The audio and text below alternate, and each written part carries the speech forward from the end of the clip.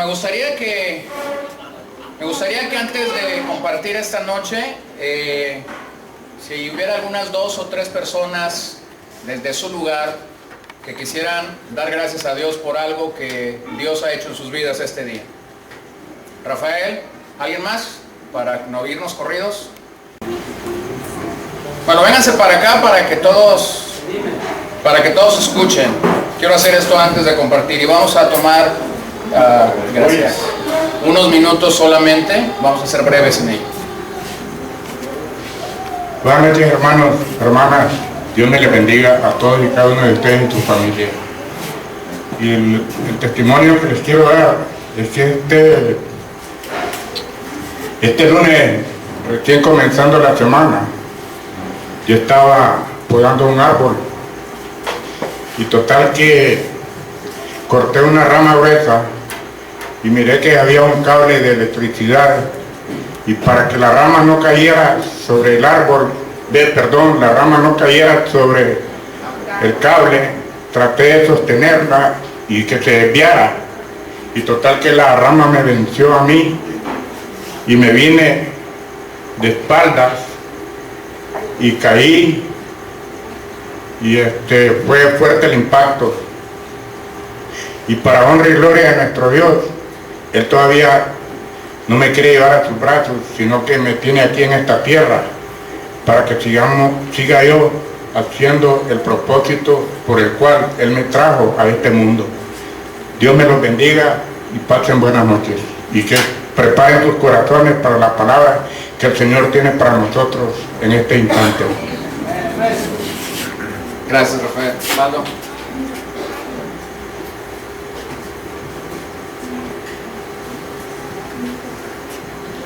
Buenas noches, Señor les bendiga. Fíjense, hermanos, que hace unos días atrás pasaron ciertas cosas dentro de mi trabajo, y dentro del trabajo pues hay problemas como cualquiera los podemos tener, pero dentro de ello la palabra de enseñanza que tuvimos ahora, que fue la palabra de la verdad de Dios, donde habla de las tribulaciones, y que dentro de las tribulaciones viene la esperanza, viene la fortaleza. Así fue como sucedió. Pasaba un problema, mas no pasaba el día cuando ya estaba el otro. Para no hacerlo tan explícito de los problemas que fueron, quiero decirles que fue una semana completamente muy fuerte, ¿sí? Tan es así que un compañero que trabajaba conmigo me dice, más bien era comisionista, y me dice, Valdo, ¿me puedes dar una carta para pedir un préstamo? Sí, le digo, ¿por qué no? Pero él ya traía en su mente otra cosa. Interpuso una demanda donde él quería una indemnización muy fuerte, demasiado fuerte. Uno con la fe y la esperanza lo hace para que él salga adelante, por lo que iba a pedir un préstamo. Nos tuvimos que ir a pleito. El licenciado dice, justicia divina, me dice, no se presentaron al juzgado ni él ni sus licenciados, pero todo fue en la oración, todo fue en la fortaleza con el Padre. Entonces siempre en la oración vamos a encontrar esa llave perfecta en la comunicación. Por eso rompió el velo, para que nosotros estemos en esa comunicación directa. Y este día en especial, tan grande, tan bonito, de lo que estamos viviendo todos aquí, saliendo aquí un mandado a unas puertas de aquí, dice una persona, ¿tú eres cristiano? Sí, le digo. Fíjate que yo estoy buscando algo así, porque mi hermano es cristiano y me dijo que me acercara a una iglesia cristiana. Le digo, estás en el camino correcto ahorita. El Señor te ha abierto las puertas para que tú escuches la palabra y veas lo que Él tiene para ti. Eso ocurrió hoy. y Él está aquí con todos nosotros. Viene a escuchar esa palabra y que el Señor haga su obra en él para que encuentre el camino que él necesita. Muchas gracias, Dios los bendiga. Gracias. Bienvenido. Él es nuestro amigo que esta noche vino.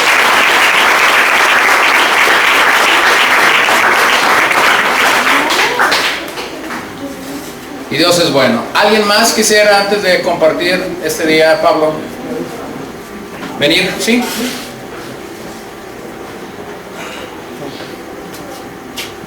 Buenas noches, que el Señor me los bendiga a todos. Yo, pues no me pasó hace un día o dos, estoy hablando de hace un año. Hace un año yo vine al campamento aquí en Fuente, que me bauticé. Y yo hace un año, pues tenía problemas de adicción y rebeldía y todo eso, ¿sabes? Entonces tuve una enfermedad en los riñones. Esa bacteria, pues los riñones están conectados con lo que es la circulación. Entonces, mis articulaciones de mis piernas se inflamaron, al grado de que no podía caminar. Y todo se me atoró, sin trabajo, sin novia, sin nada, y enfermo, al borde de morir. Pues, en esos momentos yo pensaba mucho qué va a hacer de mi vida y si logro pasarlo, qué voy a hacer, cómo voy a vivir, cómo voy a trabajar. Voy a hacer un estorbo en casa, una carga, ¿no? Una noche llorando, pues me pregunté si es cierto que tú existes y tu amor es tan grande. Ayúdame, dije. Entonces pasaron los días y empecé a caminar poco a poco, gateando así, con una andadera como usan los viejitos, pero ya era avance. Más aún seguí drogándome. Y se me había olvidado todo eso, el quebranto que ha hecho Dios en mí. Entonces yo había hablado con mi madre de que ocupaba un centro de rehabilitación para poder dejar las drogas, porque mis fuerzas nunca pude. 2 veces lo intenté y no pude. Entonces ella me dice, mi tía Gris, ella es creyente, tiene un lugar muy bueno para ti. Yo le dije, si es cristiano no quiero ir. No, pero te van a ayudar y va a estar cerca de tu abuela y de tu familia. No quiero ser cristiano, no quiero nada con mis hermanos, ni quiero ir a la iglesia. Entonces ella me dijo, hay un lugar, un secular, tipo creer en Mochis. Está bien, así quiero ir. Y el plan era mío ir una semana a Choice y pasar el transcurso de la semana me iba a ir a Mochis y estar 4 meses, regresar otra vez y lo mismo. Entonces llegué el 1 de marzo y luego cayó sábado. Y el domingo, el 2 de marzo, mi tía me invitó a la iglesia y me dijo mi madre que tenía que hacerle caso en todo. Pues bueno, ¿qué puedo perder de malo? ¿O qué? A lo mejor algo bueno, dije. Y fue a la iglesia del pastor Gabriel. Y esto va para los muchachos jóvenes que a veces piensan que la iglesia es aburrida o que se pueden aburrir ahí, la verdad. Solo escuchando la palabra de Dios en esos momentos. Dice en Hebreos 4:12 que la palabra de Dios es más cortante que cualquier espada de 2 filos. Atraviesa hasta partir el alma y el espíritu. Discierne los pensamientos, las intenciones del corazón. Ese día me cambió la vida, la verdad. Y yo no sabía por qué me pasaba. Entonces conocí a Germán. Germán me ofreció ayuda. Dijo que había un centro de rehabilitación en el que él tenía y me podía ayudar. Y acepté. Y aquí estoy, aquí delante de ustedes. Hace un año, no es de gran cosa, ¿verdad? Un año de cristiano no es mucho. Deberían ser décadas. Pero esto le hablo a los jóvenes que están inseguros, que no saben a lo que vinieron, sea una experiencia nomás de día de campo. Esto es real. Dios es real y es poderoso, como dicen. Y pues yo soy una prueba de él. Y muchas gracias por estarnos sucediendo.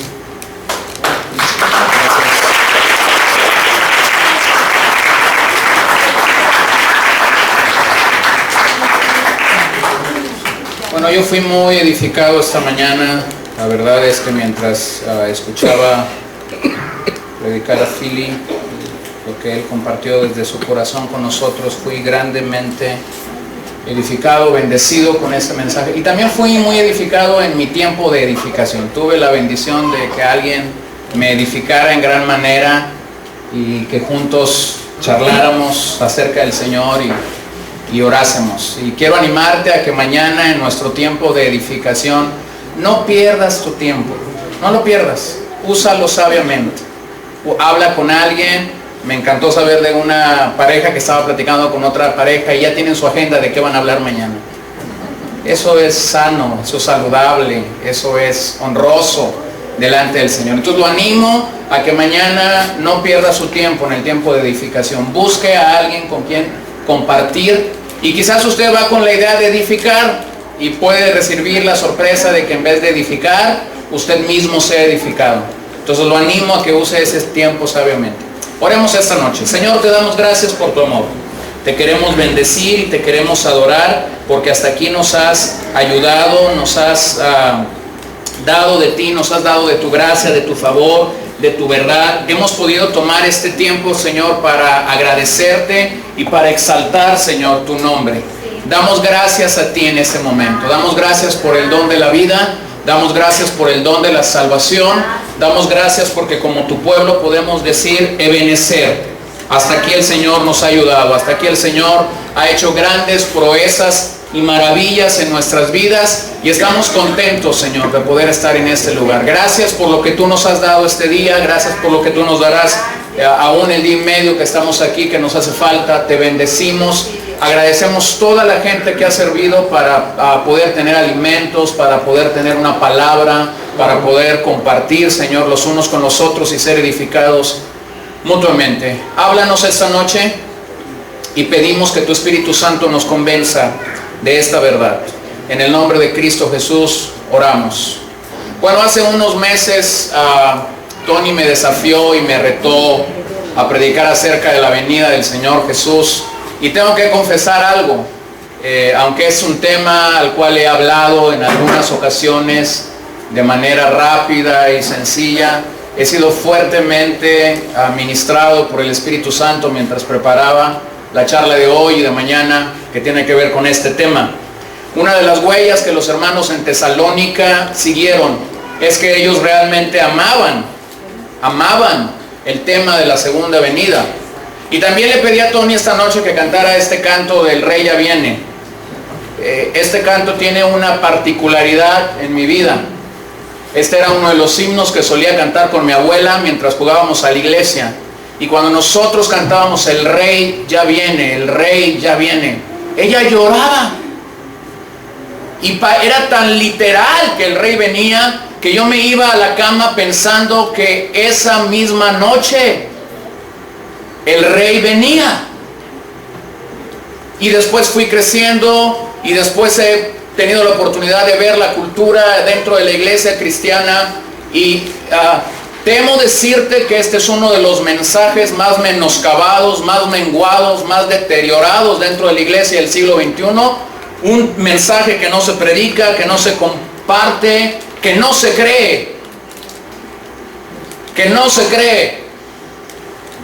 Como alguna vez me dijo un niño que había crecido en la escuela dominical, había sido un joven en la iglesia, se había casado y ahora estaba siendo un padre. Y él dijo, el gran fraude de la iglesia a la que asistía fue este. Me dijeron que Cristo venía y no ha venido. Y él estaba coqueteando con ser parte de nuestra congregación allá en Los Mochis. Y yo le dije, ¿sabes qué? Esta no es la iglesia a tu medida. Si tú estás buscando una iglesia en la que no se cree que Cristo viene, entonces te equivocaste de iglesia. Nosotros creemos y afirmamos en la venida del Señor Jesús. En el tema de la escatología, que es el área bíblica que se dedica a estudiar los eventos del futuro, que se dedica a estudiar los temas proféticos. Hay muchas diferencias en este tenor, iniciando con la lucha si somos pre-tribulacionistas, medio tribulacionistas o post-tribulacionistas. Esto es, que la iglesia se va antes de la tribulación, que la iglesia se va en media tribulación o que la iglesia se va después de la tribulación. No quiero entrar en este debate esta noche porque nos tomaría toda la noche. También tenemos el gran debate si creemos en el milenio o no creemos en el milenio. O también tenemos el debate en este tema si creemos que Jesús realmente regresará por los suyos. Y claro, la pregunta favorita de este tema: ¿cuándo sucederá? ¿Se acuerdan? ¿Le han preguntado alguna vez a usted? La Biblia dice que Cristo viene, pero la pregunta que yo quiero hacerte es: ¿cuándo sucederá? Quiero decirte que la carta de Pablo a los tesalonicenses, tanto la primera como la segunda, Pablo toma la temática de la segunda venida, del arrebatamiento de los santos, y la desarrolla completamente. No tengo tiempo de tocar lo que segunda de Tesalonicenses dice de este tema. Tan solo quiero tocar en la noche de hoy, en la noche de mañana, lo que los últimos versos del capítulo 4 dicen, y lo que los primeros 11 versículos del capítulo 5 hablan de este tema. Muchos, al pensar en Tesalonicenses, piensan que eminentemente estas cartas son escatológicas, es decir, que hablan de los eventos del futuro. Yo nada más quiero aclararte que estas cartas eminentemente son eclesiológicas, es decir, hablan de la iglesia. Y cuando Pablo está hablando de la iglesia, introduce un tema o introduce una huella o introduce una característica de esta iglesia que se consagra y que ama al Señor. Y cuando hace esto, entonces habla del retorno de nuestro Señor Jesucristo. Entonces, más que ser una carta especializada en la escatología, es una carta que está siendo escrita a creyentes, a hermanos que estaban batallando, luchando, enfrentando oposición, como tú y como yo hemos llegado a este lugar. La razón entonces por la que Pablo escribe esta carta es porque tenía una preocupación pastoral para escribir a los hermanos en Tesalónica. Y el enfoque cuando él toca de la venida del Señor Jesús es que los hermanos en Tesalónica no pierdan el gozo y la esperanza de que realmente el Señor vendrá. Observamos de nuevo lo que primera de Tesalonicenses 1:10 nos dice: y esperar de los cielos a su Hijo, el cual resucitó de los muertos, a Jesús, quien nos libra, dígalo una vez más, quien nos libra de la ira venidera. La ira venidera. El Señor es lento para la ira, pero es grande en misericordia, ¿cierto? Pero llegará un momento en el que la ira de un Dios santo será desatada sobre esta tierra. Y lo que Pablo está afirmando en este pasaje es que Jesús, quien ha resucitado de los muertos, nos librará de la ira venidera. Le vuelvo a recordar, esta iglesia había dejado a los ídolos y ahora estaba en la expectativa de que el Señor regresaría. La palabra esperar en este pasaje, nuevamente lo digo, se usa solamente en este versículo 10 en todo el Nuevo Testamento. Se refiere a una espera expectante, constante, paciente, confiada y definida. Lo que quiero decir con eso es que el verdadero creyente anhela y espera con gran expectación el retorno de Cristo. ¿Por qué es que debemos esperar? ¿Por qué es que debemos de tener esta gran expectativa de que Él regresará? Porque entonces tendremos la garantía que seremos librados de la ira venidera que se vivirá en la gran tribulación. Déjame ilustro esta espera con expectativa con una historia que leí. El amor que debemos tener para esperar el regreso de Cristo fue ejemplificado por un muchacho de Wisconsin cuyo hermano mayor fue a la guerra. A pesar de tener limitaciones mentales, este muchacho se sintió aceptado por su hermano mayor y lo amó profundamente. Después de la guerra, este muchacho esperó que su hermano mayor regresara. Esperó en los rieles desde la mañana hasta la noche, día tras día tras día, por muchos años, porque su hermano le había dicho: regresaré de la guerra. La verdad es que su hermano nunca regresaría, porque había muerto en la guerra. Sin embargo, él día tras día iba a los rieles, noche tras noche, momento a momento, confiado en la promesa que aquel hermano le había dado. Nosotros sabemos que aquel a quien esperamos está vivo. Y si dijo que va a regresar, va a regresar. Si dijo que regresaría, va a regresar. Por lo tanto, el mensaje no está en una situación para dudar. El mensaje está en una situación para creer. El verdadero creyente, el verdadero discípulo anhela y espera con gran expectación el retorno de Cristo. Simple y sencillamente porque la garantía viene de Él. La palabra ira en este pasaje, seremos librados de la ira venidera. La palabra ira es orgé y describe la oposición resuelta del Señor y su disgusto contra el pecado. De esto es lo que Pablo está afirmando a los tesalonicenses, que iban a ser librados del disgusto del Señor contra el pecado. Es triste, pero hoy en día este es uno de los mensajes olvidados. El justificante de muchos predicadores es que es un tema que causa gran confusión.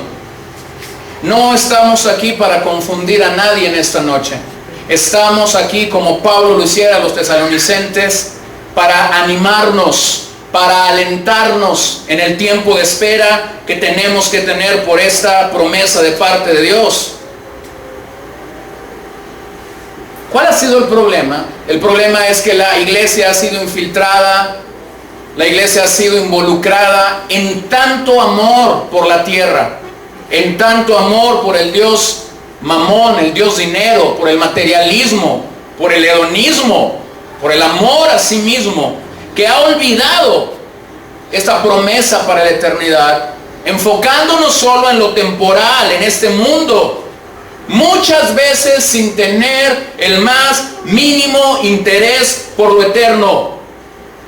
Y si tú no has tenido un interés por eterno, nuevamente te digo, como te dije ayer, es tiempo de que pongamos nuestra vida en auditoría espiritual. Si tú eres de los que piensas: estoy muy cómodo aquí, estoy muy a gusto aquí, tengo toda una vida por delante, y has hecho a un lado la promesa de que estaremos un día con el Padre Celestial en su casa, te aliento esta noche a que autoexamines su vida, a que dejes de buscar solo lo temporal. Hay muchos hoy día en la iglesia que quieren todo, menos que Jesús regrese de nuevo por los suyos. Aún este es un tema del cual se han levantado predicadores que se burlan de este tema. Recuerdo haber escuchado a un predicador en una ocasión, había llegado ahí a una congregación para casar a una bella pareja en día domingo por la tarde. Y cuando el pastor supo que él estaría ahí el fin de semana, él dijo: ¿por qué no vienes y predicas con nosotros viernes y sábado por la noche? Y predicas el domingo en la mañana en la congregación y te quedas para la ceremonia el domingo por la tarde. Y él dijo sí. Su primer mensaje el día viernes tenía que ver con la venida del Señor. Y era tanta la pasión y la seguridad con la que él afirmaba: Jesús ya viene, que cuando él termina su primer mensaje el día viernes, la parejita a la que iba a casar viene con él y le dice: pastor, ¿podría orar para que venga el lunes?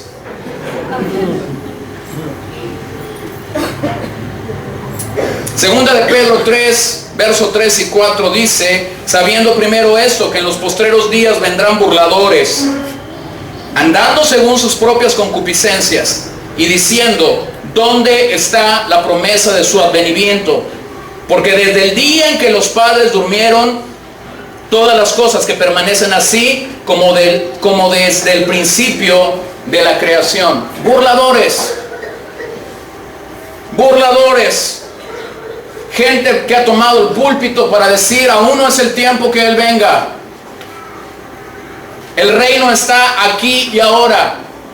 Burladores.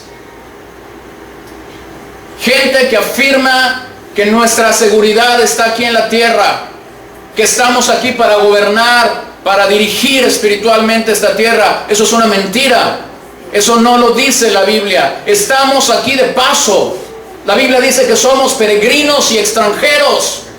Y un día estaremos con Él en la verdadera casa a la que tú y yo hemos sido llamadas. A la ciudad celestial, a la patria celestial. Y vendremos con Él ciertamente.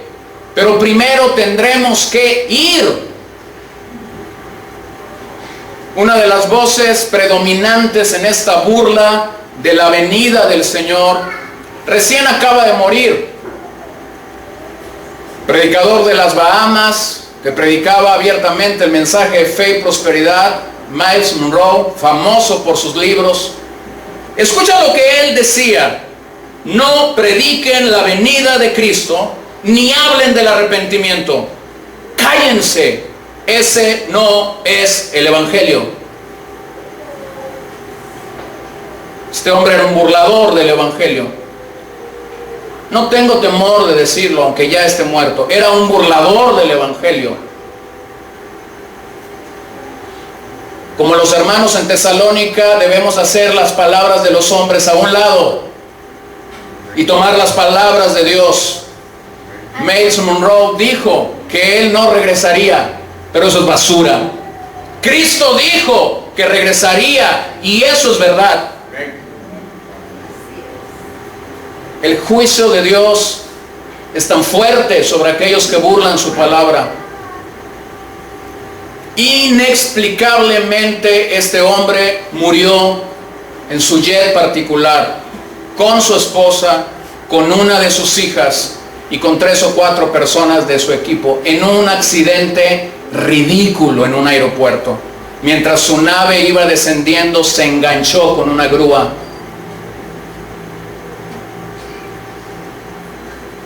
El juicio de Dios, hermanos, es serio sobre los que burlan su palabra, sobre los que burlan su promesa.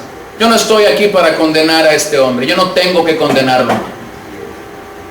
La propia palabra del Señor lo juzga.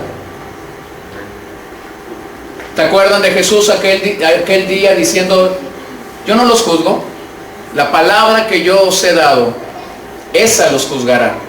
Y aquí abiertamente el pasaje habla de estos burladores. Hay 3 palabras griegas que están asociadas con la venida del Señor, y quienes estudian INSTE o han pasado por ahí las conocen, las saben. Hay 3 palabras que describen la venida del Señor. No tenemos tiempo para ver los pasajes, pero están ahí. La parousia era una palabra griega que se usaba en el mundo helénico para describir la llegada aparatosa de un rey.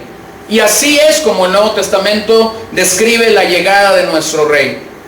Su llegada será aparatosa. El día llegará, Él vendrá y todo ojo le verá, como dice Apocalipsis. La segunda palabra es Apocalipsis, alude al momento cuando el señorío y la exaltación de Cristo se hará patente en todo el mundo.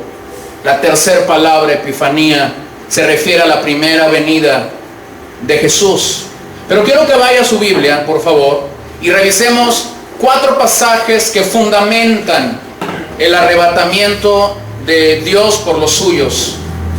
Veamos estas 3 citas, por favor.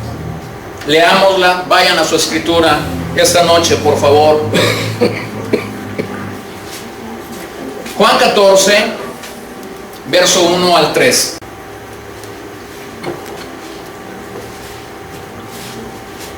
No se turbe vuestro corazón. Creéis en Dios, creed también en mí. En la casa de mi Padre muchas moradas hay. Si así no fuera, yo os lo hubiera dicho. Voy pues a preparar lugar para vosotros. Y si me fuere y os preparare el lugar, vendré otra vez y os tomaré a mí mismo, para que donde yo estoy, vosotros también estéis. ¿Quién prometió que regresaría? ¿Por qué dudarlo? ¿Quién promete salvación para nuestras vidas? Si Jesús promete salvación, ¿por qué entonces creer que Él nos salva, nos da vida eterna y dudar que Él regresa? Después de soportar los horrores en la cruz, Él prometió dar vida eterna a quienes crean en Él y en su mensaje. Si eres del Señor, te aliento, Él vendrá por ti. Si no eres del Señor, te llamo a arrepentimiento esta noche y a que te pongas a cuentas con el Señor, porque de todas maneras Él vendrá. Y si tú no eres del Señor, te tengo tristes noticias, te quedarás. La segunda venida de Cristo es tan cierta como la primera. Dígale al que está a su lado, Él vendrá. Y vale más que estés listo. Dígaselo. Esto es serio. Él vendrá y vale más que estemos listos. Primera de Tesalonicenses 4, verso 17. Pase ahí a lo que Pablo está escribiendo a nuestros queridos, conocidísimos hermanos de Tesalónica ya, cuatachos, amigochos, compadres, todo lo que usted quiera. Luego nosotros los que vivimos. Pare ahí. Pablo está escribiendo esta carta unos 20 años después de que Cristo ha ascendido al cielo, ha regresado al cielo. ¿Se acuerda usted cuál era el saludo dentro de la comunidad primitiva, dentro de los primeros creyentes? ¿Cuál era el saludo que ellos se daban? ¿Alguien me pudiera recordar eso? Maranata. ¿Qué quiere decir eso en español? El Señor viene, Cristo viene. Era tan creíble para ellos que lo que este pasaje nos permite entender, escuchen a Pablo, luego nosotros los que vivimos, los que hayamos quedado, seremos arrebatados juntamente con ellos en las nubes para recibir al Señor en el aire, y así estaremos siempre con el Señor. ¿En qué está pensando Pablo cuando dice los que vivimos? ¿En qué está pensando cuando dice seremos arrebatados? ¿En qué está pensando? En que Él mismo sería arrebatado. Ahora, más de 2000 años, podemos decir que Pablo no fue arrebatado en el momento que él creyó que sería arrebatado. Observen 1 Corintios 15, versos 51 al 52. El mismo Pablo escribiendo a los hermanos en Corinto: he aquí os digo un misterio, no todos dormiremos. Ese dormir habla de morir. Lo que Pablo está diciendo a los corintios es: no todos moriremos. Ahora sabemos que él sí murió, que Pablo sí murió. Pero observen la segunda parte del pasaje: pero todos seremos transformados en un momento, en un abrir y cerrar de ojos, a la final trompeta, porque se tocará la trompeta y los muertos serán resucitados incorruptibles, y nosotros, ¿quiénes eran en el concepto de Pablo nosotros? Los que estaban vivos, gracias, los que vivían. Dice Pablo, nosotros seremos transformados. Pase a Filipenses 3, 20, 21. El mismo Pablo escribiendo a los hermanos en Filipos: mas nuestra ciudadanía está en los cielos, de donde también esperamos. ¿Qué estaban haciendo? Esperando al Salvador, al Señor Jesucristo, el cual transformará el cuerpo de la humillación nuestra para que sea semejante al cuerpo de la gloria suya, por el poder con el cual puede también sujetar a sí mismo todas las cosas. Tras la resurrección de los muertos en Cristo, sucede algo interesante. El espíritu de cada uno de ellos que ya había estado con el Señor se unirá para siempre al nuevo cuerpo resucitado. Y ese era el conflicto que los hermanos en Tesalónica tenían cuando Pablo introduce el tema de la segunda venida. Pero déjeme ahondar más en eso en unos minutos. No puedo afirmar ser creyente y a la vez dudar de su retorno, de su venida inminente. El Cristo al que usted y yo servimos, al que decimos amar, al que nos salvó, al que nos rescató, el Cristo al que usted y yo vamos siguiendo tras sus huellas, viene por su iglesia. Los cristianos deberíamos anhelar este evento futuro más que casarnos, más que tener hijos, más que tener un buen trabajo, más que tener una buena casa, más que tener una buena suegra, una buena esposa.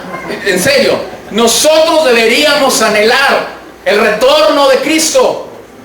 El retorno de Cristo. Ello nos debe motivar a vivir vidas piadosas, vidas santas, vidas en un servicio presente al Señor. Miren la parte final de la Biblia. En Apocalipsis 22, 12. Léalo conmigo. Fuerte, créalo. He aquí, yo vengo pronto y mi galardón conmigo para recompensar a cada uno según sea su obra. Yo vengo pronto. Esta urgencia del mensaje de su venida nos debe motivar, urgir a cumplir la gran comisión que sigue siendo la misma desde el principio. La misma. ¿Recuerdan al niño que les mencionaba ayer? Después de unas semanas de haber escuchado la parábola del sembrador en la congregación y después de haber desafiado a Vida Nueva en Los Mochis a tomar semilla a la salida de esa reunión y llevar folletos y repartirlos por doquier, y yo les contaba de este niño llegando a una gasolinera con sus padres y repartiendo 3 folletos a 3 diferentes personas en la gasolinera, y mientras él subía al carro haciendo esta oración: Señor, te pido que sea una tierra buena.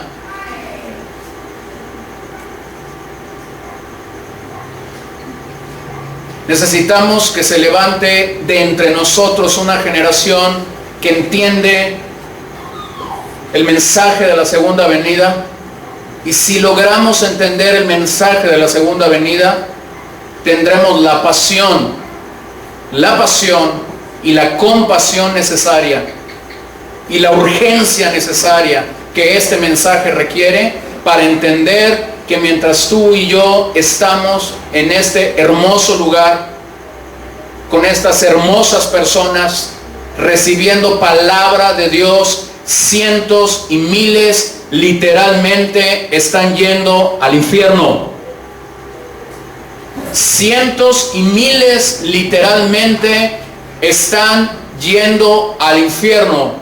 Y si tú y yo no hacemos algo, es posible que tus familiares más cercanos vayan al infierno. La iglesia que no cree en el regreso de Cristo no tiene ningún sentido de recompensa. No tiene ningún sentido de urgencia por comunicar el Evangelio.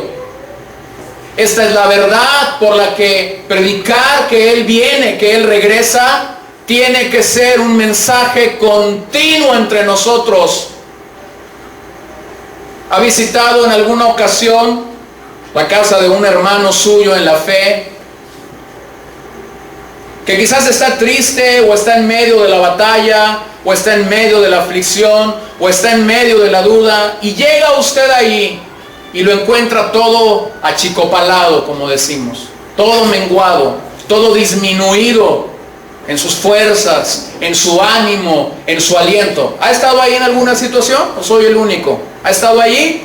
Hermanos, este es un excelente momento para que usted abra su Biblia en Primera de Tesalonicenses 4 y lea con este hermano este poderoso mensaje. Él viene pronto, y nosotros tenemos que estar preparados para este encuentro.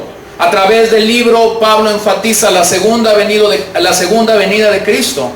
El por qué lo hace es porque los hermanos en Tesalónica estaban siendo perseguidos. Y Pablo los anima a poner su vista adelante y no en el presente. Mucho del problema de depresión, de desánimo que como creyentes enfrentamos es simple y sencillamente porque estamos enfocados en nosotros mismos, porque estamos enfocados en nuestros propios problemas y no vemos las necesidades y los problemas de otros. La próxima vez que te encuentres desanimado, la próxima vez que te encuentres sin esperanza, la próxima vez que te encuentres sin aliento para seguir en la vida, sal a la calle, simple y sencillamente busca un pordiosero, aliméntalo, vístelo, enfócate en alguien más, no en ti, y verás la gloriosa obra que Dios hará en ese momento en tu vida. Pablo entendía esta dinámica. Ellos estaban siendo perseguidos, ellos estaban recibiendo oposición por causa del mensaje del Evangelio, y Pablo tenía esta alternativa: escribirles y decirles: yo ya he estado ahí, se vale llorar, yo ya he estado allí, se vale hacer esto. Pero Pablo entendía que si daba este tipo de consejos, ellos nunca saldrían de su desaliento y su desánimo. Por eso, en vez de enfocarlos en el presente, los llevó al futuro y les dijo: un día Cristo vendrá, y esa es nuestra esperanza. Pase conmigo a Primera de Tesalonicenses 4, 13, 18. He terminado la introducción. Ahora déjeme predicar lo que verdaderamente quiero compartir. Primera de Tesalonicenses 4, verso 13 al 18. Los versos donde Pablo anima y alienta a esta hermosa congregación, a estos hermosos hermanos. Tampoco queremos, hermanos, que ignoréis acerca de los que duermen, para que no os entristezcáis como los otros que no tienen esperanza. Porque si creemos que Jesús murió y resucitó, así también traerá Dios con Jesús a los que durmieron en él. Por lo cual decimos esto escúchelo, en palabra del Señor. ¿No le emociona que dos de las lecturas que hemos tomado este día de esta iglesia, Pablo enfatiza que era palabra del Señor, palabra de Dios? Que nosotros que vivimos, otra vez, Pablo se contaba en el convoy que iba a vivir, que habremos quedado hasta la venida del Señor, no precederemos a los que durmieron, porque el Señor mismo, con voz de mando, con voz de arcángel y con trompeta de Dios, descenderá del cielo, y los muertos en Cristo resucitarán primero. Luego nosotros, los que vivimos, los que hayamos quedado, seremos arrebatados juntamente con ellos en las nubes para recibir al Señor en el aire, y así estaremos siempre con el Señor. Por tanto, alentaos los unos a los otros con estas palabras. ¿Cuáles palabras eran lo que producía aliento en ellos? Que Cristo vendría.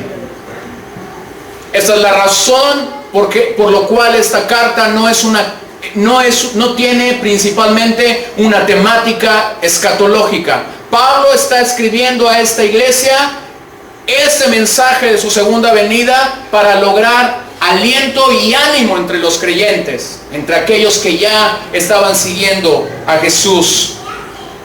¿De dónde surgió entonces la problemática, la duda, la confusión con los hermanos en Tesalónica. Algunos hermanos en Tesalónica estaban preocupados porque algunos hermanos en la fe de la iglesia de Tesalónica habían dormido. Aquí dormir no significa que se habían ido a echar una siesta. Aquí dormir no significa que tenían confusión, ¿verdad? O somnolencia, o que estaban medio desvelados. Aquí dormir significa que algunos hermanos en la fe de esta congregación de Tesalónica ya habían muerto. Y entonces cuando ellos escuchaban del arrebatamiento, ellos tenían la gran confusión y la gran duda: ¿qué va a pasar con nuestros hermanos de Tesalónica que ya durmieron, que ya están muertos cuando venga el arrebatamiento? Y ellos tenían serias dudas acerca de este tema. Ellos creían que estos hermanos en la fe se perderían del arrebatamiento, lo cual nuevamente intuye que los hermanos en Tesalónica creían que la segunda venida del Señor estaba próxima. No quiero que ignoréis, dice Pablo, acerca de lo que sucederá. La palabra ignorar en este pasaje es una palabra muy usada por Pablo en varias cartas, cuando él va a introducir un nuevo tema, cuando él va a explicar algo que no ha explicado antes en una carta. Pablo señala que el retorno de Cristo está seguro porque tiene tres ejes o tres fundamentos en la plataforma. Número uno, es seguro que él regresa porque Cristo ha muerto, porque Cristo ha resucitado y porque Cristo se ha revelado. ¿Por qué afirmaba Pablo el retorno de Cristo? Porque Cristo había muerto, Cristo había resucitado y Cristo se había revelado. Dígalo conmigo: murió, resucitó, se reveló. En el buen sentido de la palabra, se reveló. ¿Sí? Ahora, esta era la base por la cual Pablo estaba diciendo: él regresará. Hay dos tipos de creyentes o de cristianos que experimentan el arrebatamiento: los muertos en Cristo y los que aún viven en el momento que este acontecimiento bendito tenga su realización. Y lo que Pablo dice es algo interesante: los vivos no precederán a los muertos, sino que todos serán participantes del retorno de Cristo por su iglesia en las nubes. ¿Qué es lo que pasa cuando uno de nuestros hermanos en la fe muere? Si uno de nuestros hermanos muere en el camino del Señor, pues en el último año hemos enterrado a varias personas, ¿verdad? Pero vamos a tomar quizás el ejemplo más visible para nosotros. Hace unos meses atrás, nuestra querida, lindísima y amada hermana Julia Ramírez fue a casa con papá. ¿Se acuerdan? ¿Todavía? Regresó a casa con él. ¿Qué es lo que pasó el día que ella murió? Inmediatamente cuando ella murió, su espíritu fue a casa, y lo que nosotros fuimos y depositamos a la tierra y enterramos fue su cuerpo. ¿Ok? La hermana Julia definitivamente experimentará el arrebatamiento del Señor. Si tú y yo estamos vivos para cuando esto pase, serán dos momentos y dos situaciones distintas. Por una razón: porque el espíritu de ella ya está con el Señor y su cuerpo está en la tierra. Si tú y yo estamos vivos, nuestro espíritu y nuestro cuerpo pues está todavía aquí en la tierra.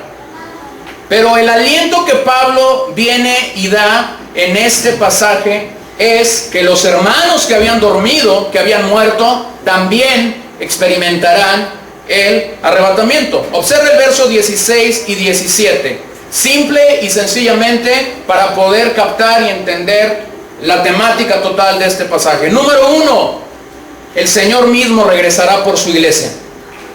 ¿Quién regresará por su iglesia? El Señor. Él mismo. Observe algo: en el arrebatamiento Él no está enviando a sus ángeles, Él mismo regresará por su iglesia. Número dos, descenderá del cielo donde ha estado desde su ascensión. Cuando Él dejó esta tierra, ascendió al cielo. La Biblia nos expresa el qué está haciendo en el cielo. ¿Lo recuerda? ¿Qué hace Él en el cielo? Está sentado a la diestra del Dios Padre, intercediendo por ti y por mí. Ministra al Padre, intercediendo por ti y mí. Descenderá del cielo y vendrá a la tierra. Número 3, cuando Él descienda lo hará con voz de mando. Voz de mando. Esta expresión voz de mando tiene la idea de un comandante que llama a sus soldados para estar firmes en sus filas. Esta fue la voz lanzada aquel día que estuvo fuera de la tumba de Lázaro. ¿Lo recuerda? Lázaro ya estaba muerto. Ya se estaba descomponiendo, apestaba la tumba. ¿Se acuerdan de su voz afuera de la tumba de Lázaro cuando vienen las grandes preguntas? La hermanita de Lázaro preguntándole: Señor, si tú hubieras estado aquí. Y Jesús afirmando: Él resucitará. Y vean la hermosa, fuerte y poderosa teología de su hermana. Yo lo sé, Señor. Resucitará en el día postrero. ¿Se acuerdan de Jesús? Lázaro, ven fuera. ¿Y qué pasó? Y salió fuera. Salió todo enredado. ¿Cómo salió? No lo sé. Yo me imagino que hizo esto. No había otra forma. Llegó ahí al final. Y cuando el milagro de la resurrección estaba hecho, entonces Jesús les dijo a unos hombres: desatadle y dejadle ir.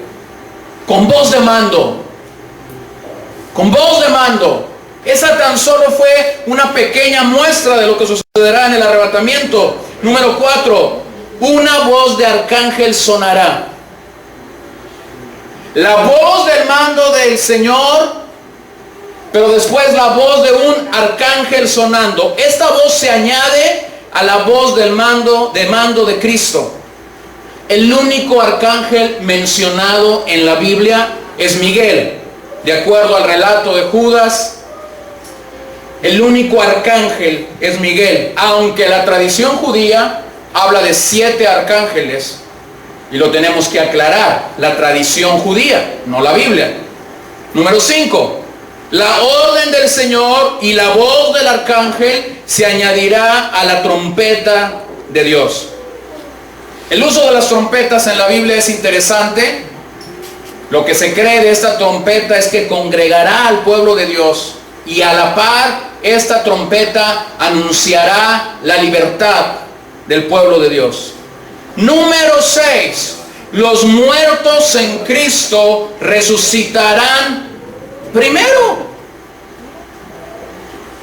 Y esa es la parte que para muchos causa confusión. ¿Cómo es que el día que nuestros hermanos se nos han adelantado y han ido al cielo, su espíritu ha ido al cielo y su cuerpo ha ido a la tierra, cómo es que se van a levantar? Escucha bien.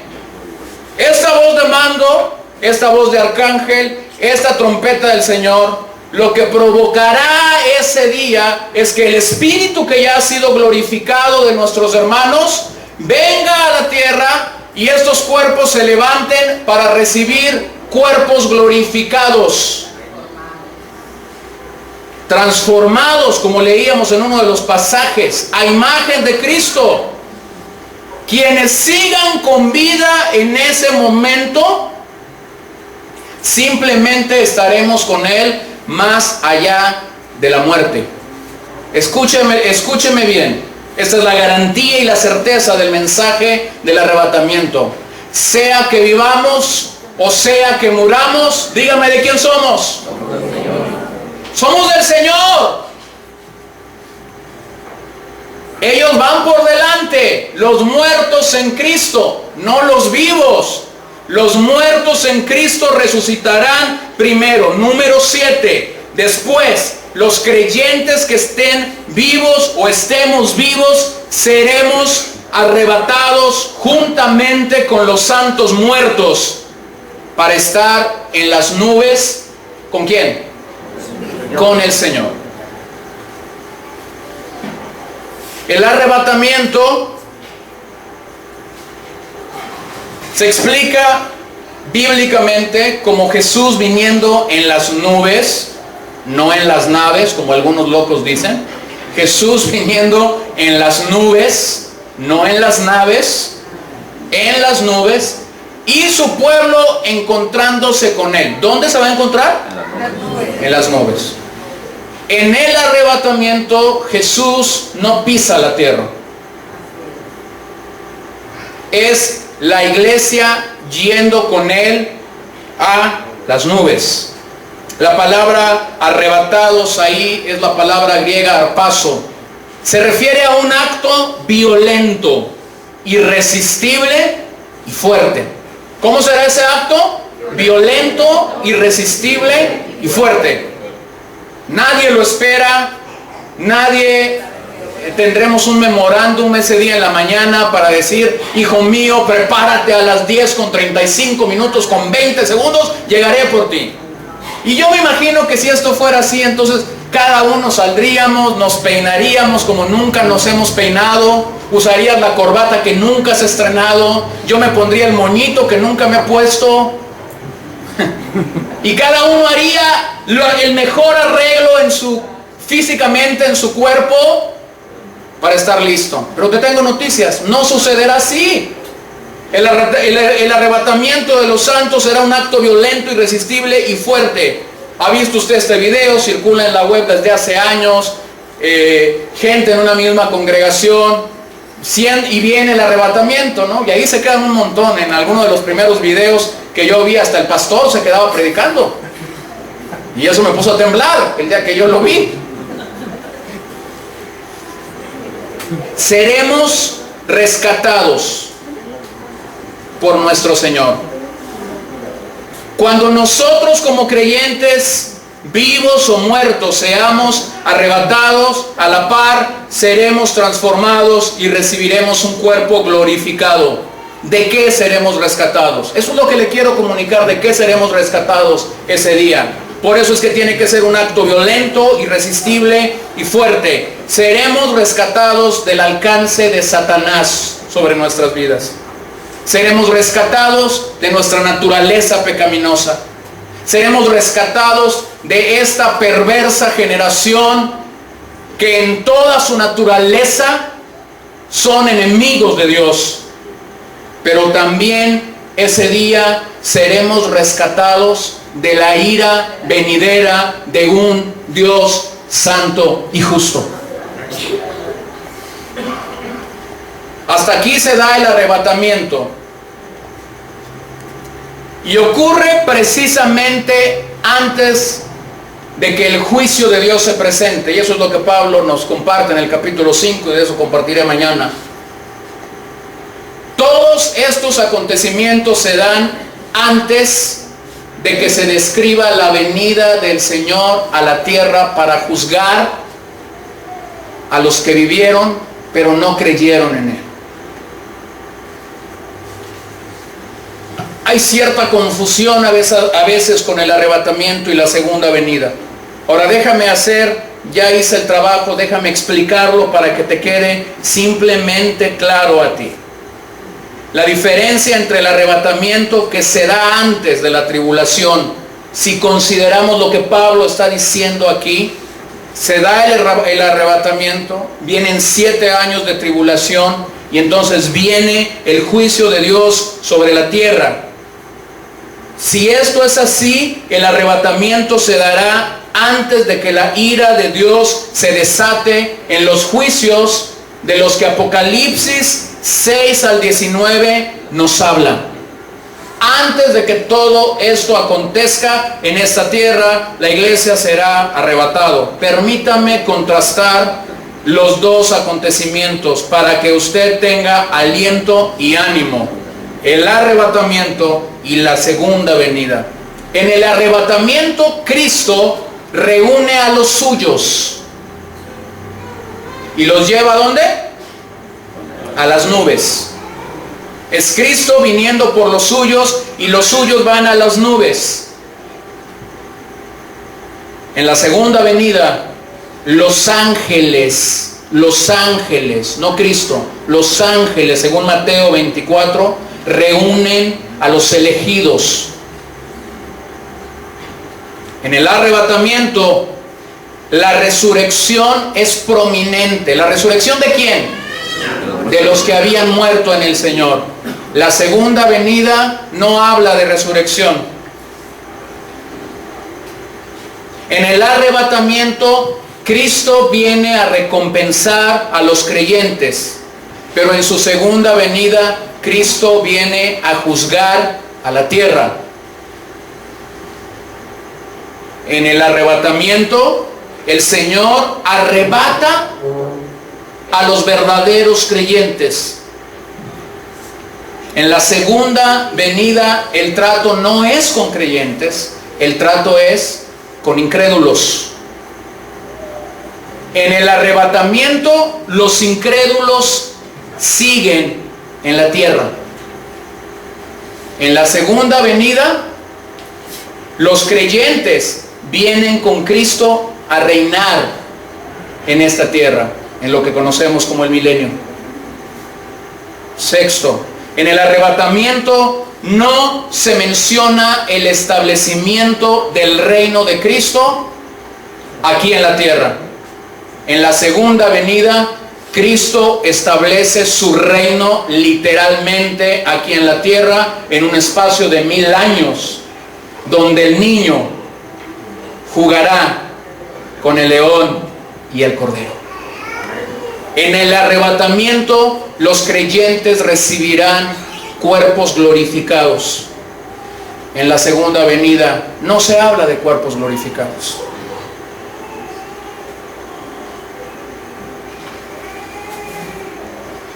Termino en el versículo 18. Por tanto, alentaos. ¿Por tanto qué?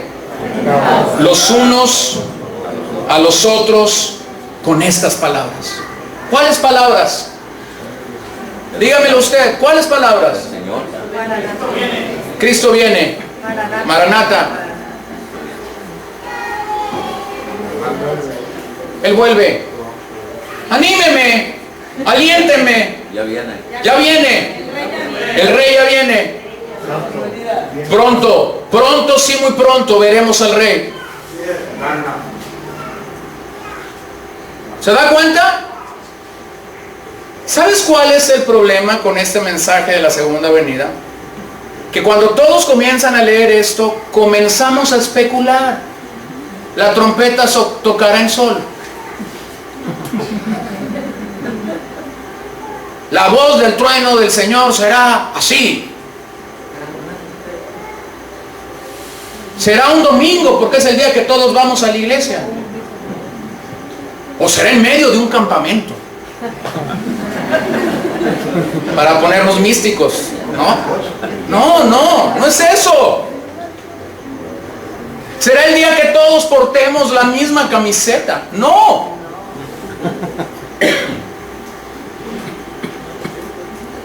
El Señor no busca, escúchemelo bien, el Señor no busca expertos en el área de la escatología. El Señor busca gente que crea su promesa de que Él viene y que porque cree en su promesa de que Él viene, anima y alienta a sus hermanos en la fe. El Señor regresa por una iglesia que aunque hemos enterrado a uno y a otro pariente y a otro pariente y hemos ido y depositado a la tierra a uno y a otro hermano que en algún momento ha creído en el bendito mensaje de la salvación, podemos estar seguros, un día te levantarás de la tumba. Tu cuerpo se unirá a un espíritu glorificado y juntos seremos arrebatados por el Rey que ya viene.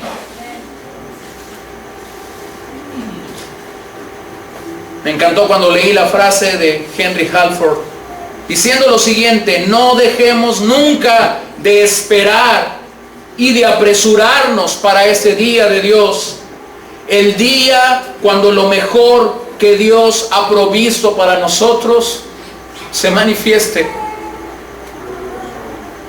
El mejor día no es el día que obtuviste tu trabajo. El mejor día no es el día que tuviste las llaves de una mansión o de una casa nueva. El mejor día no es el día que te promovieron a un mejor salario. El mejor día no es el día que te casaste.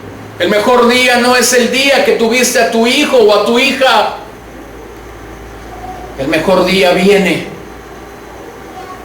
El mejor día viene cuando todo en esta tierra se ponga oscuro para muchos. Para nosotros brillará como nunca antes. El sol de justicia saldrá y traerá consigo mismo salvación y vida eterna manifestándose a nosotros. Aquel día nuestros hermanos en Tesalónica fueron consolados por un mensaje que no podemos perder de vista. Muertos y vivos en el Señor seremos arrebatados. Muertos y vivos en el Señor seremos arrebatados. Termino con dos citas que Pablo diera, quizás a sus dos hijos amados en la fe, a sus dos discípulos. Por lo demás me está guardada la corona de justicia,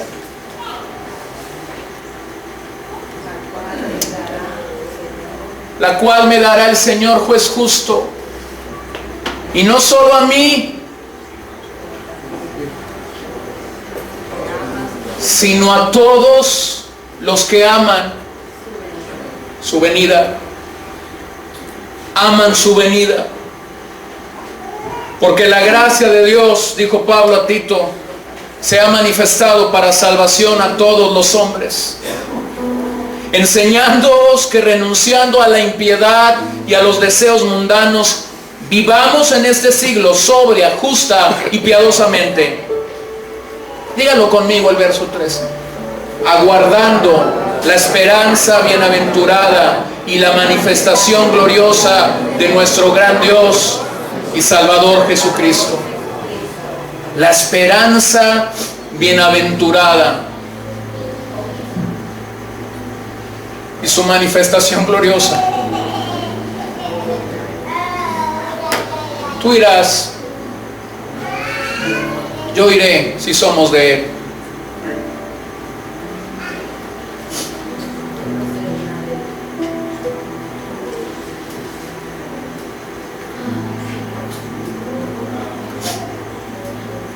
Aquel día, la iglesia que ha seguido sus pisadas, en un mismo sentir, en un mismo ánimo, seremos unificados, seremos formados como la iglesia militante que el Señor arrebatará y glorificará. Pero cuando entendemos este mensaje, hay dos mandatos que no podemos perder de vista. Jesús dijo: velad y orad, para que no entréis en tentación. Y el mismo Jesús dijo: id por todo el mundo y haced discípulos. ¿Por qué es que Él no ha regresado?